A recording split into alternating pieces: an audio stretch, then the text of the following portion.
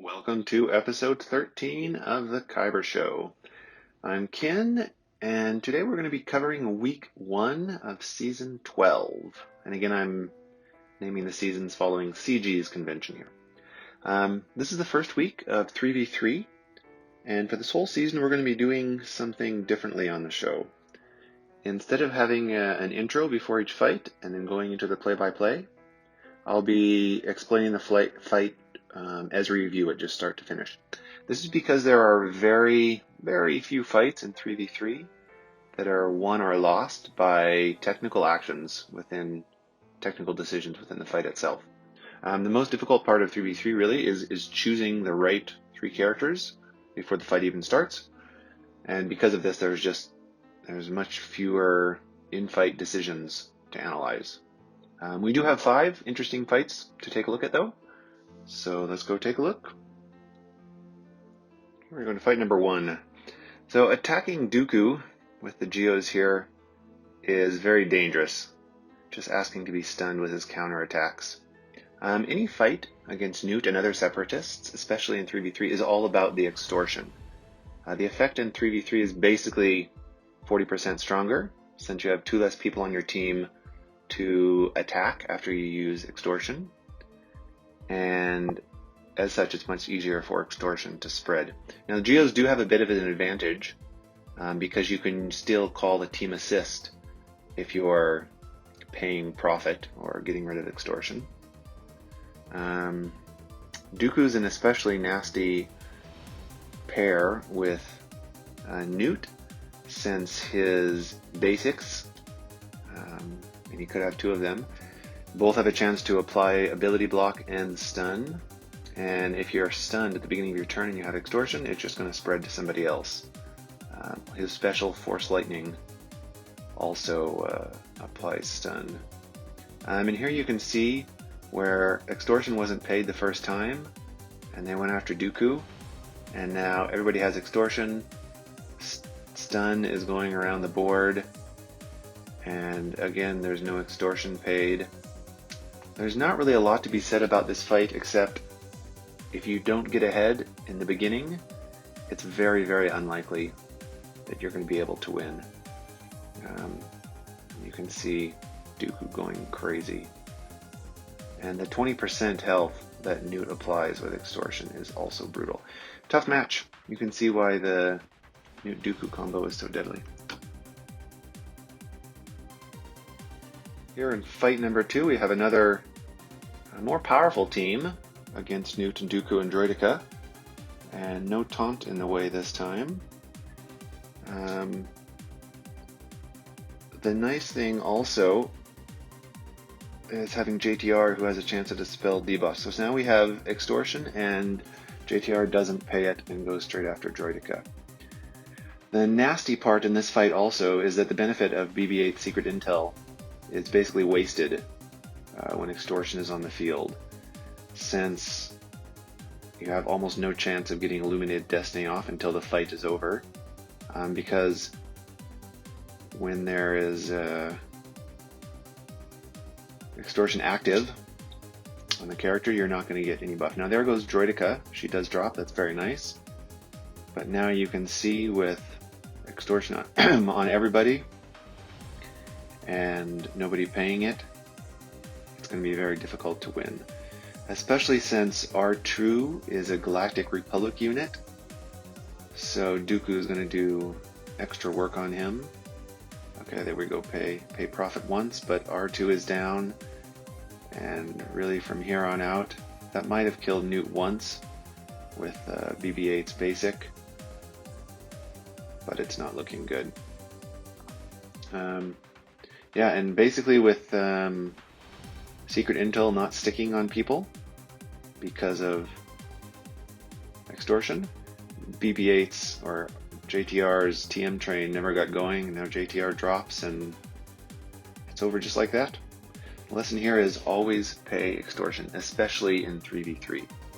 Any close match, you're going to give the win to the Newt team. Fight number 3 is a great example of how a matchup can actually become easier in 3v3s. When the General Skywalker team has 5s, you can only have one of Echo or Rex. And this allows, usually, if there's no Rex at least, even if there is, depending on how your Padme is modded, it usually allows Padme to go first, which is a huge deal, since you don't have to worry about General Skywalker with his opening move reducing all of your cooldowns, because she can get the protection up. So Echo is still there, and you saw him do a dispel, but General Kenobi is tanking like crazy due to all of the assists from Echo. So I would say it's actually probably easier. You also don't have to worry about Rexalate when Rex is not there. So the assists from Echo are probably quite a bit better for you to use this counter on. However, the damage is obviously quite a bit slower because Courage stacks slower, and you only have one DPS character really with Jedi Knight Anakin there. So General Skywalker stands back up again. General Kenobi is taking a beating for sure from Skywalker. 10 stacks of Courage will help here.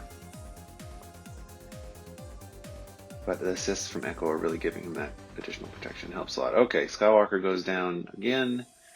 Now it's a matter of picking off 5s in Echo.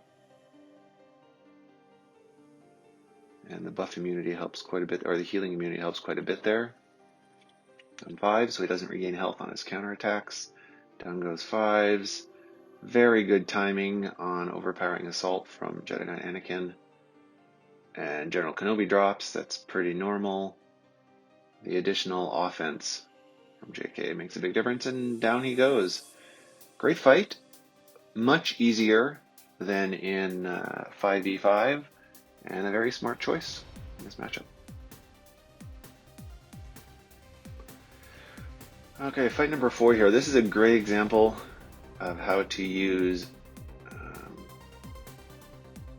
team comps very successfully. So having a pre-taunt here to stop Darth Revan from having fear on the whole team, although that's a very fast Hermit Yoda. The stun from JKL doesn't get applied, or it won't be effective against the DR team, but having vulnerable for 2 turns is great.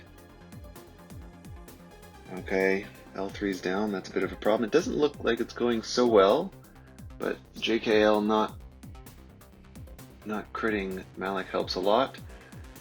Now dropping Fallen Bastilla. A bit unlucky a bit lucky really going for Hermit Yoda there. Darth Revan's down, and now it's just a matter of cleanup. This is a great win, relatively cheap against the DR comp, and having that pre-taunt in the way, so DR's insanity doesn't hit the whole team, is very smart. Very nice, easy, fast against the quite deadly DR trio. Nice win. Fight number 5 is the fight of the week because this is very smart. So this is another DR trio, which is very tough to beat. The advantage here is you have, with GBA, you have a pre-taunt, and having Thrawn as a leadership, whenever he gets a debuff on him, he's going to gain a lot of TM. So this will allow you to be able to go quite quickly and control the fight a bit.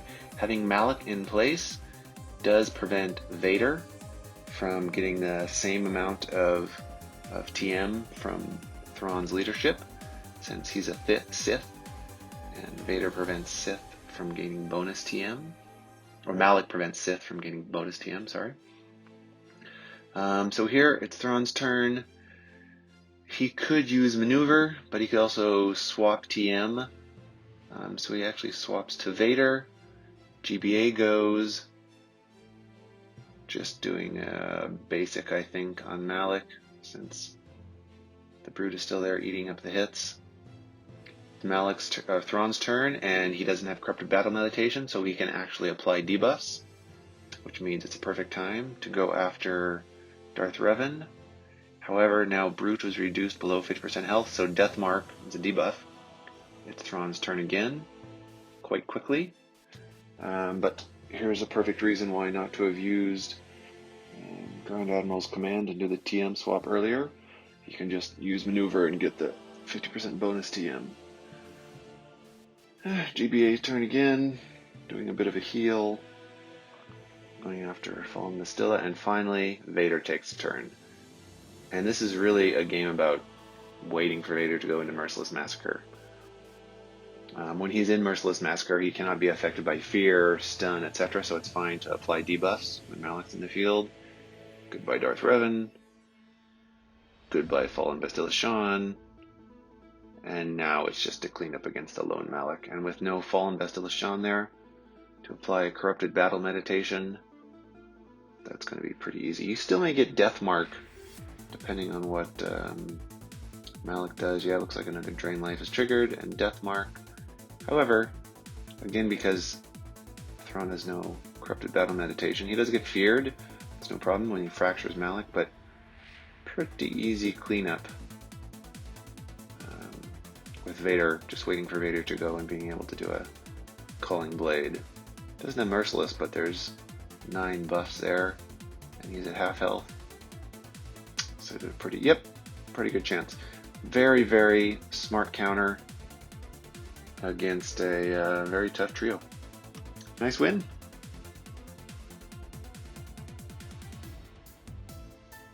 Thank you for watching another episode.